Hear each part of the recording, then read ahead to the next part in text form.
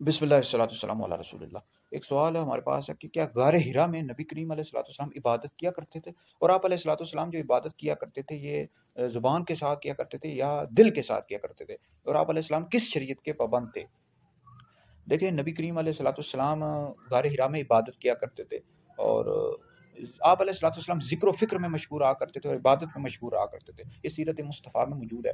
बाकी नबी करीम अलैहिस्सलाम अपने इज्तिहाद के ज़रिए इबादत किया करते थे और आप किसी भी साहब का इस हवाले से 8 अक़वाल मिलते हैं, लेकिन मुख्तार कौल ये है कि आप अलैहिस्सलाम किसी भी साहब का शरीयत के पाबंद नहीं थे, क्योंकि नबी करीम अलैहिस्सलाम ऐलान नबूवत से पहले भी नबी थे। आप किसी भी साहब का शरीयत के पाबंद नहीं थे और ना ही किसी नबी के उम्मती रहे। तो आप अलैहिस्सलाम अपने इज्तिहाद के साथ इबादत किया करते थे, ज़िक्र व फ़िक्र में मशहूर रहा करते थे। अब ये सवाल पैदा होता है कि दिल के साथ या ज़ुबान के साथ ज़िक्र, इस हवाले से सकूत यानी खामोशी इख्तियार करना मुनासिब है। ठीक है जी।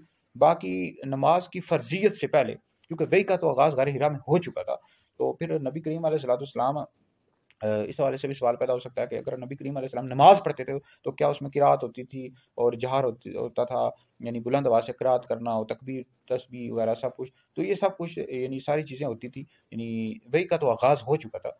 ठीक है, नमाज की फ़र्जियत से पहले ये सब कुछ इसी तरह होता था, किरात जहार सब कुछ ये वही के ज़रिए अल्लाह रब्बुल इज़्ज़त ने आपको सारी बातें बता दी थी।